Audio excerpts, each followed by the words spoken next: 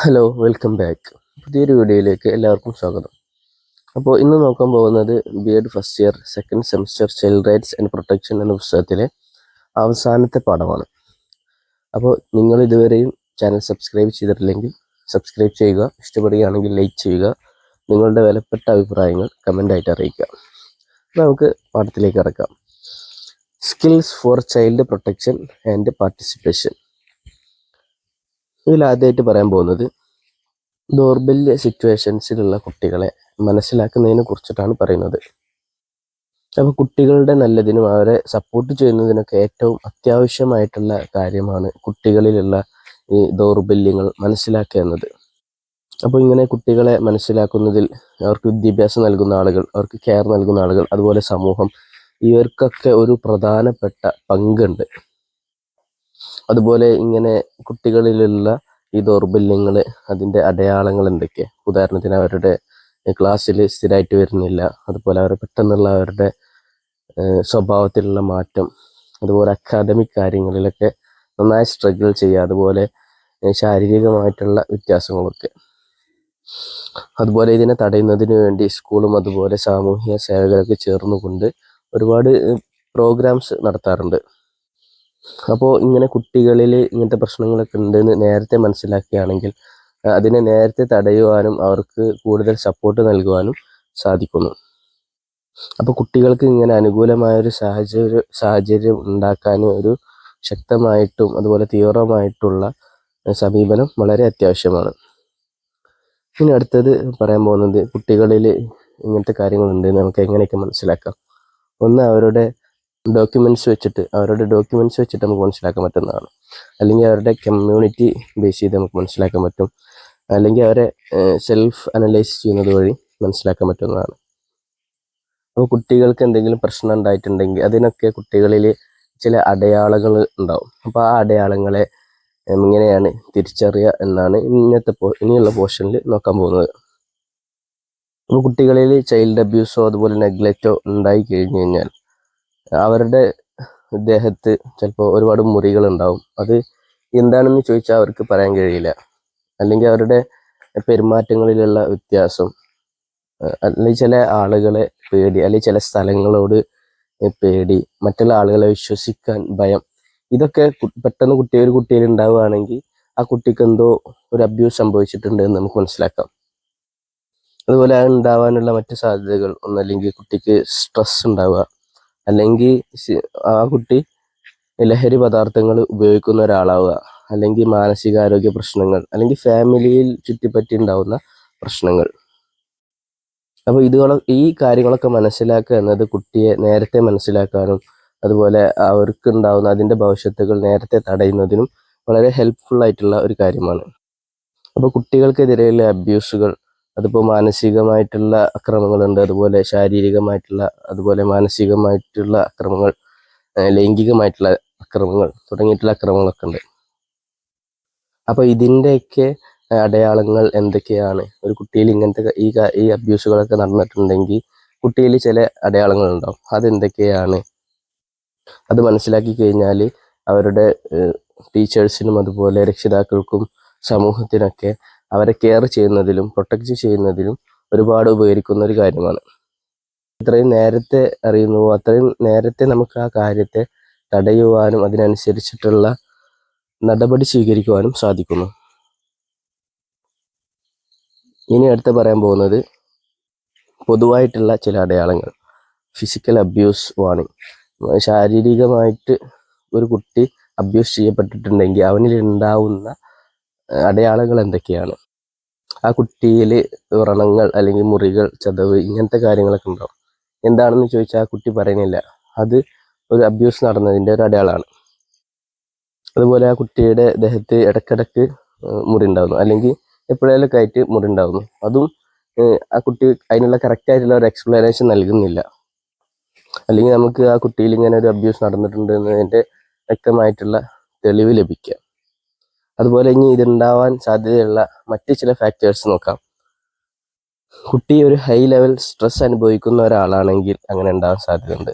അത് ചിലപ്പോൾ അവരെ സംരക്ഷിക്കേണ്ട ആളുകളിൽ നിന്ന് എന്തെങ്കിലും പ്രശ്നങ്ങളും പ്രയാസങ്ങളും മൂലം ഉണ്ടാവാം.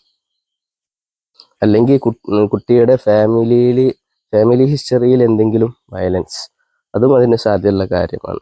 അതുപോലെ ഒരു ശക്തമായിട്ടുള്ള ഒരു കോപ്പിംഗ് മെക്കാനിസം ഇല്ല. കോപ്പിംഗ് മെക്കാനിസം പറഞ്ഞാൽ നമ്മുടെ ഇമോഷൻസിനെ നമുക്ക് കൺട്രോൾ ചെയ്യുന്നതിനുള്ള ഓരോ രീതികളാണ്.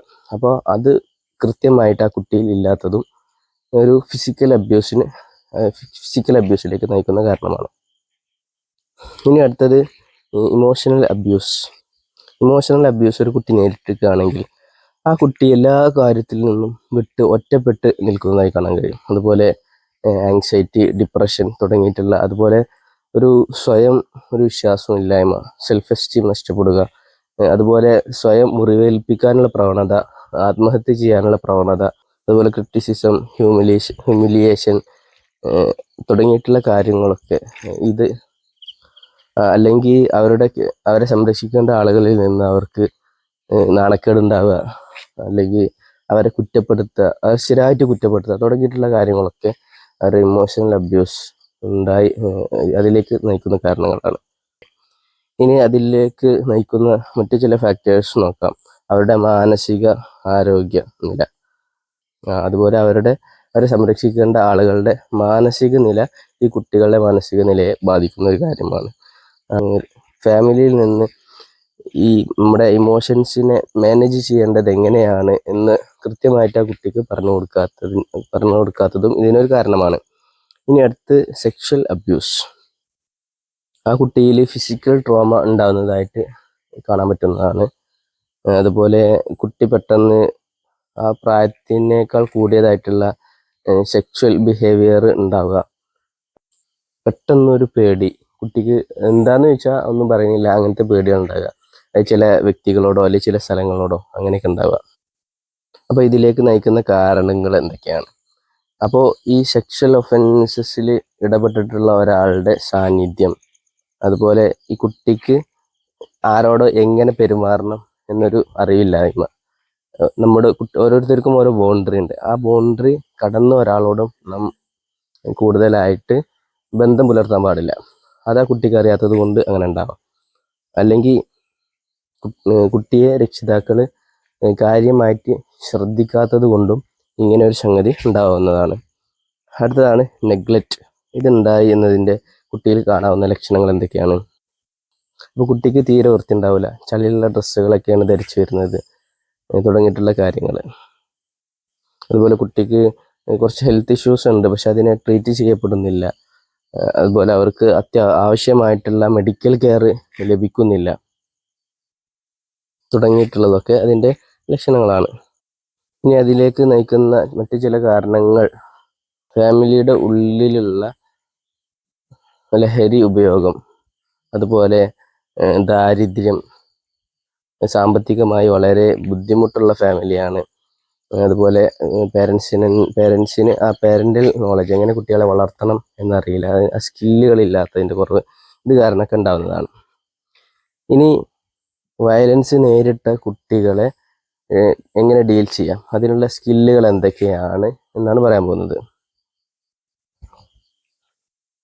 അപ്പോൾ ഇവിടെ പറയാൻ പോകുന്നത് കുട്ടികളുടെ ഏതൊക്കെ മേഖലകളിൽ ശ്രദ്ധിക്കണം എന്നതിനെ കുറിച്ചാണ്. അപ്പോൾ അവരുടെ വൈകാരികപരവും അതുപോലെ ശാരീരികപരവുമായിട്ട് അവർക്ക് സപ്പോർട്ട് നൽകുക എന്നുള്ളതാണ് ഒന്നാമത്തേത്. അത് നമുക്ക് എന്തൊക്കെ കൊടുക്കാൻ പറ്റും? ട്രോമ ഇൻഫോംഡ് കെയർ, അതുപോലെ building resilience, individual and group counselling തുടങ്ങിയിട്ടുള്ള കാര്യങ്ങളൊക്കെ ആ കുട്ടിക്ക് നമുക്ക് ഇമോഷണൽ, അതുപോലെ ശാരീരികവും മാനസികവുമായിട്ടുള്ള ഒരു സപ്പോർട്ടിന് വേണ്ടി ഇതൊക്കെ ചെയ്യാൻ പറ്റുന്നതാണ്.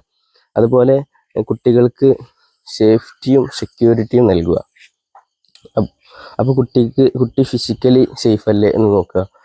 അതുപോലെ കുട്ടിക്ക് നമുക്ക് പ്രഡിക്റ്റ് ചെയ്യാൻ പറ്റുന്ന ഒരു സാഹചര്യം, ഇവിടെയാണെങ്കിൽ ഒരു പ്രശ്നം ഉണ്ടാവില്ല, അങ്ങനെ ഒരു എൻവയോൺമെൻറ്റ് കുട്ടിക്ക് ഒരുക്കി കൊടുക്കുക. അതുപോലെ കുട്ടിക്ക് എന്തെങ്കിലും പ്രശ്നം ഉണ്ടെങ്കിൽ ആ പ്രശ്നത്തിൻ്റെ മൂല കാരണം എന്താണെന്ന് മനസ്സിലാക്കിയിട്ട് അതിനുള്ള പരിഹാരം കണ്ടെത്തുക. ഇനി അടുത്തത്, ആ കുട്ടിക്ക് വിദ്യാഭ്യാസപരമായിട്ട് നമുക്ക് കൊടുക്കാൻ പറ്റുന്ന സപ്പോർട്ടുകൾ എന്തൊക്കെയാണ്?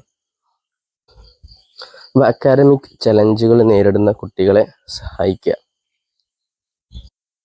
അതുപോലെ സമൂഹത്തെക്കുറിച്ച്, അതുപോലെ നമ്മുടെ വികാരങ്ങളെക്കുറിച്ചൊക്കെയുള്ള പഠനം അതിനെയൊക്കെ പ്രൊമോട്ട് ചെയ്യുക. അങ്ങനെ വികാരങ്ങളെ നമുക്ക് എങ്ങനെ നിയന്ത്രിക്കാൻ പറ്റും, അതുപോലെ ഒരു സമൂഹത്തിൽ എങ്ങനെ ഇടപെടണം തുടങ്ങിയിട്ടുള്ള കാര്യങ്ങളൊക്കെ കുട്ടിക്ക് പഠിപ്പിച്ചു കൊടുക്കുക. അതുപോലെ നമ്മൾ ഈ പഠിപ്പിക്കുന്ന കാര്യങ്ങൾ മാത്രം അതിൽ ഒതുങ്ങാതെ അതിന് പുറത്തുള്ള ചില കാര്യങ്ങളെയും കുട്ടിക്ക് പഠിപ്പിച്ചു കൊടുക്കാൻ വേണ്ടി ശ്രമിക്കുക. ഇനി നമുക്ക് സമൂഹത്തിൽ നിന്നും അതുപോലെ ഫാമിലിയിൽ നിന്നും കൊടുക്കാൻ പറ്റുന്ന സപ്പോർട്ടുകൾ എന്തൊക്കെയാണ്? അതിനാദ്യം നമുക്ക് ചെയ്യാൻ പറ്റുന്നത് ഈ പാരൻസിനെയും അതുപോലെ ഇവർക്ക് സംരക്ഷണം നൽകുന്ന ആളുകളെയും ഒന്ന് ശാക്തീകരിക്കുക എന്നതാണ്. അതുപോലെ ഈ സമൂഹവുമായി ഫാമിലിയെ കോർത്തിണക്കുക എന്നതാണ്. അതുപോലെ കമ്മ്യൂണിറ്റി റെസിലിയൻസ്, എല്ലാത്തിനെയും എങ്ങനെ നേരിടണം എന്നൊക്കെ അവർക്ക് പഠിപ്പിച്ചു കൊടുക്കുക. ഇനി അടുത്തത്, കുട്ടികളിൽ ഇങ്ങനെ എന്തെങ്കിലും അടയാളങ്ങൾ ഉണ്ടെങ്കിൽ അതിനെ തിരിച്ചറിയുന്നതിനും അതിനെ റിപ്പോർട്ട് ചെയ്യുന്നതിനും ഒരു ടീച്ചർക്കുള്ള പങ്ക് എന്താണ്? ഒന്ന്, ടീച്ചർ എന്തായാലും ഈ കുട്ടിയിൽ ഇങ്ങനെ എന്തെങ്കിലും അടയാളങ്ങൾ ഉണ്ടായിക്കഴിഞ്ഞാൽ അതിനെ തിരിച്ചറിയുകയും അത് കുട്ടികളോട് ചോദിച്ച് മനസ്സിലാക്കുകയും ചെയ്യുക. എന്നിട്ട് ഈ കാര്യം റിപ്പോർട്ട് ചെയ്യുക. എന്നിട്ട് അതിനെന്ത് പരിഹാരമാണോ ആവശ്യമായിട്ടുള്ളത് അത് അതിന് അനുയോജ്യമായ ആളുകളിൽ നിന്ന് കുട്ടിക്ക് ലഭ്യമാക്കുകയും ചെയ്യുക. ഇനി അടുത്തത്, വൾനറബിൾ ചിൽഡ്രൻസിന് വേണ്ടിയിട്ടുള്ള സൈക്കോ സോഷ്യൽ സപ്പോർട്ട് അതുപോലെ റെഫറൽ സർവീസസ്, ഈ രണ്ട് കാര്യങ്ങളാണ് പറയാൻ പോകുന്നത്. അപ്പോൾ ആദ്യം ഈ സൈക്കോ സോഷ്യൽ സപ്പോർട്ട് എന്ന് പറഞ്ഞാൽ എന്താണ്?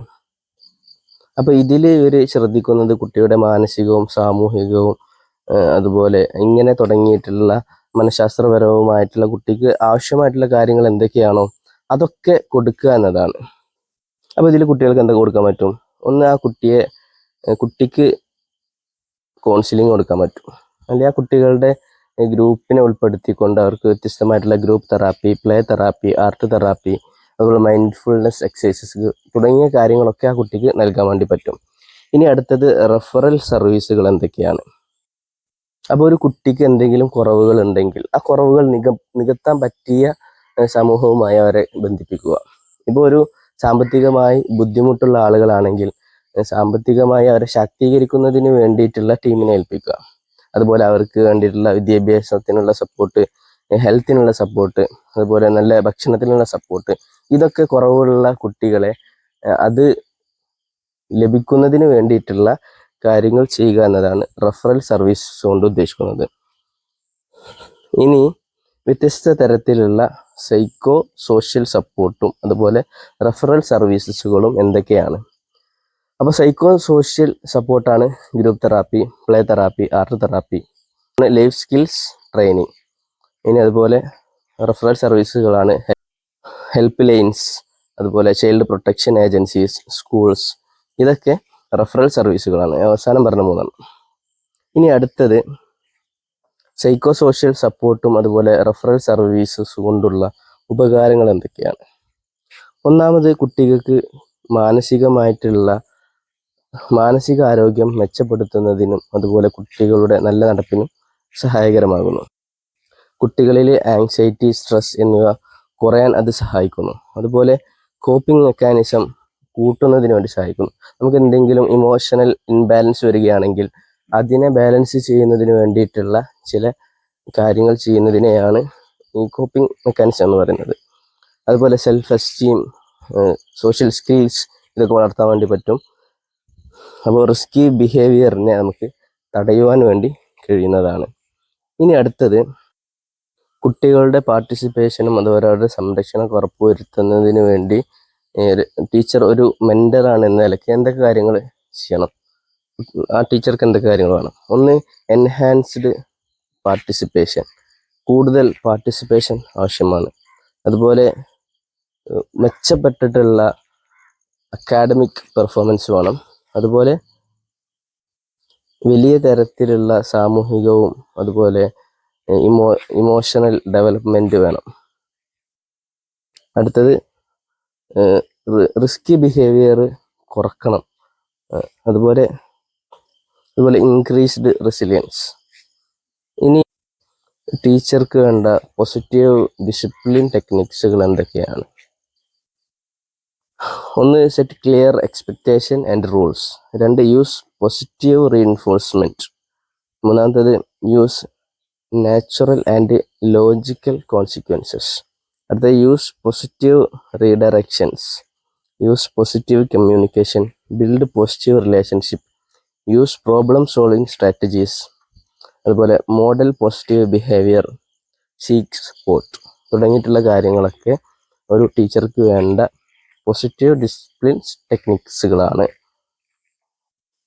ഇനി അടുത്ത് പറയാൻ പോകുന്നത് ചൈൽഡ് റൈറ്റ്സ് സെലിബ്രേറ്റ് ചെയ്യുന്നതിന് ആവശ്യമായിട്ടുള്ള സ്കില്ലുകൾ എന്തൊക്കെയാണ്. ഒന്ന് communication skills, creativity, collaboration, leadership, adaptability, project management, research skills, fundraising, അതുപോലെ ലീഗൽ നോളജ് തുടങ്ങിയിട്ടുള്ള കാര്യങ്ങളൊക്കെ ഒരു ചൈൽഡ് റൈറ്റ്സ് ആഘോഷിക്കുന്നതിന്